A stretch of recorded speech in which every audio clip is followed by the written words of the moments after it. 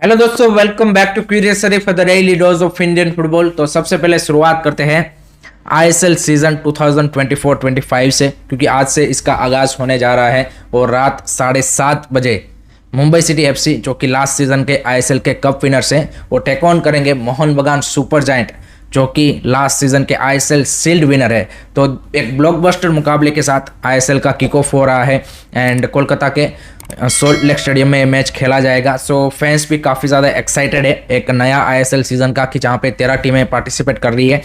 अगर हम दोनों टीमों की बात करें तो मोहन बगान से यहाँ पे कल प्रेस कॉन्फ्रेंस में होसे मोलिना, उनके कोच, एंड यहाँ पे अपुया, जो उनके नए साइनिंग है, जो कि अपने फॉर्मर क्लब के सामने पहली बार खेलने वाले हैं, वो यहाँ पे आए थे। तो होसे मोलिना ने बोला कि it's a good to see कि भाई हमें पहला ही मैच एक स्ट्रॉन्ग ओपोनेंट के सामने मिला है, तो आपको जो यहाँ पे स्ट्रेट अवे आपकी जो प्रिपरेशन है वो पता चल जाती है। एंड उसके अलावा टीम न्यूज़ के बारे में उन्होंने बताया कि Jamie McLaren at the moment available नहीं है, क्योंकि उन्होंने एक भी ट्रेनिंग सेशन अभी टीम के साथ मिलकर नहीं किया है, इंडिविजुअल ट्रेनिंग सेशन उन्होंने किए हैं। सो दैट्स वाई वो यहाँ पे आज के मैच के लिए अवेलेबल नहीं है। दूसरी साइड उनके जो दूसरे फॉरेनर है सेंटर बैक अल्बर्टो रोड्रिगुस, उनका यहाँ पे उन्होंने कंफर्म कर दिया कि he is available, he is fit to play. So that's the big boost for Mohun Bagan, क्योंकि जो हमने दुरांत कप में भी जो एक एरिया देखा था कि जहाँ पे मोहन बगान ने सबसे ज़्यादा स्ट्रगल किया है थ्रू आउट द टूर्नामेंट, वो है बैकलाइन। एंड अगर उसमें अल्बर्टो रोड्रिगुस, जो उनके फॉरेन सेंटर बैक है, वो अगर अवेलेबल नहीं होते तो वहाँ पे उनके लिए डिफिकल्टी बढ़ सकती थी। बट अब अल्बर्टो रोड्रिगुस अवेलेबल है, टॉम एल्ड्रेड है। अब देखते हैं कि उनके साथ बैक थ्री में कौन कॉम्बिनेशन बनाता है, क्या सुभाशिष बोस को खिलाते हैं या फिर आशीष राय को खिलाते हैं, या फिर दीपेंदु बिस्वास जैसे यंगस्टर के ऊपर यहाँ पे ट्रस्ट दिखाया जाता है, या फिर दीपक टांगरी को भी आप एक्सेप्ट करके as a third centre back यहाँ पे खिला सकते हो। तो वो जो होसे मोलिना के लिए जो कॉल रहने वाला है वो सबसे इंपॉर्टेंट है। मिडफील्ड में आई थिंक ज़्यादा यहाँ पे उनके लिए कोई उस तरह का डिसीजन यहाँ पे डिफिकल्ट है नहीं। थापा, सहल, अपुया की आपको मे बी मिडफील्ड देखने को मिल सकती है। फ्रंट लाइन में भी आप देखिए तो वहाँ पे Manvir, Liston as a wingers, फिर आप यहाँ पे ग्रेग स्टुअर्ट, पेत्रातोस, इस तरह का कॉम्बिनेशन भी खिला सकते हो, या फिर Jason Cummings, Petratos and second half में ग्रेग स्टुअर्ट, या फिर ग्रेग स्टुअर्ट क्यूमिंग्स। तो वहाँ पे मल्टीपल कॉम्बिनेशन आपके बन सकते हैं। But the key area is defence की, जहाँ पे उनको सॉलिड रहना पड़ेगा, क्योंकि मुंबई सिटी के पास अगर आप सामने देखें तो सॉलिड विंगर्स हैं।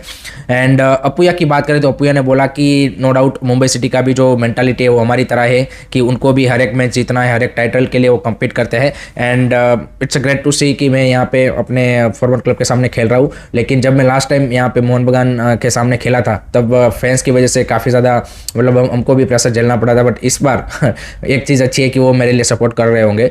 दूसरी साइड अगर हम देखें तो मुंबई सिटी की ओर से तो पीटर क्रेटकी एंड चांगते यहाँ पे प्रेस कॉन्फ्रेंस में आए थे। चांगते उनके इस सीजन से कैप्टन भी है। सो पीटर क्रेटकी ने भी सेम चीज़ बोली होसे मोलिना ने, जो बोली कि भाई पहला ही अपोनेंट आपको ऐसा मिल जाए कि जो आपकी तरह यहाँ पे आईएसएल शील्ड का या फिर आईएसएल कप का कंटेंडर है, तो आपको एक्जैक्टली पता चल जाता है कि हाँ भाई हमारी प्रिपरेशन का किस लेवल की हमने की है और क्या कौन कौन से एरिया है कि जहाँ पे हमें इंप्रूवमेंट की ज़रूरत है।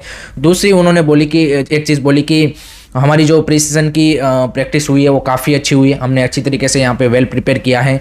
टीम न्यूज़ के बारे में आई थिंक उनके लिए आकाश मिश्रा एक अवेलेबल नहीं होंगे, क्योंकि उनको एसीएल इंजरी है, बाकी सारे प्लेयर उनके अवेलेबल है। So that's a good sign for Mumbai city FC. Chhangte ने भी बोला कि Apuia is one of my close friend, तो best of luck to him, but हम यहाँ पे अपनी ओर से पूरी कोशिश करेंगे। एंड पीटर क्रेटकी की जो मेंटालिटी यहाँ पे उन्होंने बोली कि हमारा एम है कि ईच एंड एवरी मैच को हमको जीतना है, that's our mentality and we want to be at the top. So Mumbai city की अगर स्टार्टिंग 11 देखें तो उसमें भी जो इंटरेस्टिंग या फिर एक डिफिकल्ट डिसीजन है फॉर पीटर क्रेटकी वो होगा फुल बैक्स के ऊपर, क्योंकि राहुल बेके आपके चले गए हैं क्लब लीव करके, आकाश मिश्रा एसीएल इंजरी, जो आपके दोनों लास्ट सीजन के आप बोल सकते हैं कि स्टार्टिंग 11 के प्लेयर थे इंडियन कोटा में, तो उनके रिप्लेसमेंट कौन होंगे वो देखना रहेगा। बाकी तिरियन क्रोमा का सेंटर बैक पेयर आपको देखने को मिल सकता है, या फिर अगर आपको इंडियन सेंटर बैक खिलाना है then you can go with the Mehtab Singh. Valpuia में भी as a full back start कर सकते हैं। साहिल पनवर वो एक नए प्लेयर लेके आए हैं, सो उनको आप लेफ्ट में स्टार्ट करा सकते हो, या फिर संजीव स्टालिन आपके पास वहाँ पे ऑप्शन है। तो देखते हैं फुल बैक में कौन स्टार्ट करेगा। मिडफील्ड कॉम्बिनेशन भी क्या रहेगा वो इंटरेस्टिंग रहेगा, क्योंकि वहाँ पे आपके पास जॉन तोराल, मंजारो एंड यूएलवेन नाइफ, जयेश राणे, ब्रेंडन फर्नांडिस, इस तरह के exciting Indian and foreign player हैं। सो वहाँ पे क्या कॉम्बिनेशन बनता है। एंड फ्रंट थ्री में निकोलस केरेलिस, उनके लिए भी ये डेब्यू मैच होगा मुंबई सिटी एफसी के लिए। सो देखते हैं कि उनका भाई आईएसएल में एडोप्टेशन किस तरह से वो करते हैं। एंड उसके साथ विक्रम चांगते या फिर बिपिन चांगते, किस तरह की कॉम्बिनेशन आपको विंग्स में देखने को मिलती है। सो एक एक्साइटिंग मैच डेफिनेटली दो स्ट्रॉन्ग टीमों के बीच में हमें देखने को मिलेगा। I am expecting 2-2 draw, that's my prediction. Late me know guys आपका क्या प्रेडिक्शन है, कमेंट सेक्शन में ज़रूर बताइए। नेक्स्ट अब बात करते हैं अनवर अली ट्रांसफर सागा के बारे में, क्योंकि उसमें हम सबको लग रहा था कि भाई पीएससी का डिसीजन आ गया तो वहाँ से फिर बात आगे नहीं बढ़ेगी, बट एक इंटरेस्टिंग जो है मोड वो इस ट्रांसफर सागा ने ले लिया है, जहां पे East Bengal, Delhi FC and Anwar Ali ने दिल्ली हाई कोर्ट में अर्जेंट रीट पिटीशन डाला है कि हमें यहाँ पे जो एआईएफएफ की पीएससी ने डिसीजन सुनाया है उसके ऊपर स्टे ऑर्डर चाहिए, और उसका यहाँ पे हियरिंग आज मॉर्निंग यानी कि आज 11 बजे जब दिल्ली हाई कोर्ट यहाँ पे अपना काम चालू करेगी तब यहाँ पे इस केस को वो टेक ओवर करेगी। एंड देखना इंटरेस्टिंग होगा कि क्या वो जो पीएससी का ऑर्डर है एएफएफ की उसके ऊपर स्टे देते हैं। अगर वो स्टे देते हैं देन अनवर अली यहाँ पे जब तक आपकी अपील कमेटी में से कोई यहाँ पे आपका यहाँ पे क्या बोलते हैं कि अनाउंसमेंट या फिर रिजल्ट ना आए तब तक वो खेल सकते हैं, अदरवाइज उनके ऊपर ये बैन लगा रहेगा। एंड जो ईस्ट बंगाल के नीतू सरकार है उन्होंने भी वही बोला कि अपील कमेटी में हम अपील करते तो अभी थोड़ा सा टाइम लग जाता, तो इसके चलते हमने अर्जेंट यहाँ पे स्टे ऑर्डर के लिए दिल्ली हाईकोर्ट में अप्लाई किया है।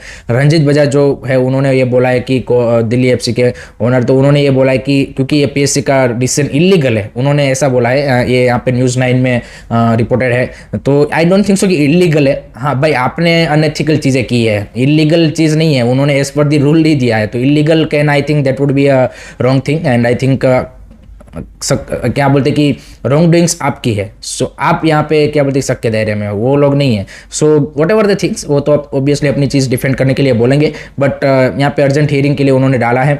एंड दूसरी साइड मोहन बगान ने भाई यहाँ पे अब एएफसी एंड फीफा में कंप्लेंट कर दी है East Bengal, Delhi FC and Anwar Ali की कि भाई इन्होंने हाई कोर्ट को अपना रास्ता चुना है rather than appealing in the appeal committee of AFF या फिर उसके बाद आगे के जो रास्ते हैं फीफा एंड यहाँ पे कास में जाने के। सो आई थिंक फीफा भी इस तरह के मैटर को भाई आप अगर आपकी जो वहाँ की कोर्ट्स है उसमें अगर डिस्कस करते हो तो उसमें स्ट्रिक्ट हो सकता है। सो देखना इंटरेस्टिंग होगा कि क्या दिल्ली हाईकोर्ट का ऑर्डर आता है, क्या मोहन बगान ने जो अपील की है या फिर जो उन्होंने कंप्लेन की है एएफसी एंड फीफा में वहाँ से क्या जजमेंट आता है। क्योंकि हमने देखा है कि भाई फुटबॉल में लॉ ऑफ द लैंड से ऊपर आपके स्पोर्टिंग लॉ फीफा के रूल चलते हैं। हमने पास्ट में भी जो इंडिया को बैन लगा था उसमें देखा था कि सुप्रीम कोर्ट और जो भी लोग उस टाइम पे इन्वॉल्व थे उन सब का कहना था कि भाई लॉ ऑफ द लैंड आगे है एंड फीफा ने वहाँ पे आपको बैन दे दिया था। तो यहाँ पे देखते हैं कि किस तरह से इस पूरे मैटर को फीफा एंड एएफसी भी अप्रोच करता है, बट इंटरेस्टिंग बैटल हमें देखने को मिलने वाली है। एंड इसके चलते बाकी चीज़ें भी अगर मोहन बगान इसको सही तरीके से अप्रोच करता है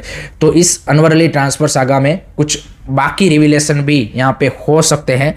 that's also possibility, but let's see how things are going to unfold. Let me know guys, आपके क्या ओपिनियन है कमेंट सेक्शन में बता दीजिए। नेक्स्ट अब बात करते हैं केरला ब्लास्टर के जो स्पोर्टिंग डायरेक्टर है कैरोल स्किन्स। उन्होंने रिसेंटली टाइम्स ऑफ इंडिया को एक इंटरव्यू दिया है एंड वहाँ पे उन्होंने बोला और उन्होंने बेसिकली अपना जो ट्रांसफर स्ट्रेटजी क्लब का इस सीजन का रहा है ट्रांसफर विंडो में और किस तरह से उन्होंने आगे बढ़ाया है, तो उसमें एक चीज़ आई थिंक फैंस का भी क्वेश्चन था कि भाई जिक्सन सिंह आपने सोल्व कर दिया तो उसके रिप्लेसमेंट के तौर पे कोई नहीं लाए।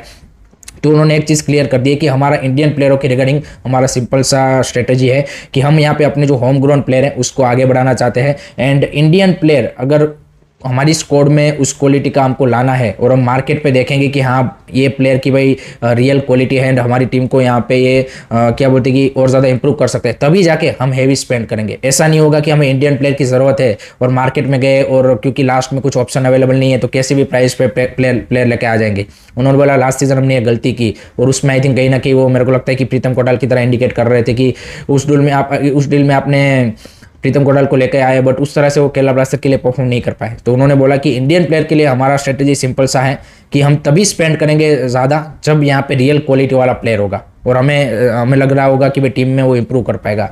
फॉरेन प्लेयर के बारे में उन्होंने बोला कि वहाँ पे हमारे लिए ऐसा कोई रिस्ट्रिक्शन नहीं है, डेफिनेटली अगर अच्छा प्लेयर मिल रहा है तो डेफिनेटली हम लाएंगे। बट वहाँ पे एक चीज़ ये आती है कि जो अच्छे प्लेयर होते हैं हाई क्वालिटी के प्लेयर उनका भी इंडिया में पैसों का आने का कोई दिक्कत नहीं होता, बट फैमिली के रीजंस रहते हैं। तो इसके चलते काफ़ी जो जितने बड़े प्लेयर उतना ही उनको डिफिकल्ट होता है कन्विंस करना टू कम टू इंडिया, तो वो एक चैलेंज है।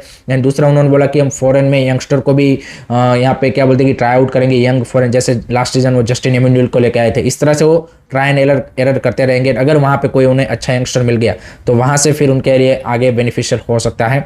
तो ये सारी चीज़ें उन्होंने बोली है regarding Kerala blasters strategy and इस सीजन भी उन्होंने बोला कि हमने एक अच्छी कम्पिटिटिव टीम खड़ी की है. So let's see how Kerala blaster is going to perform this season.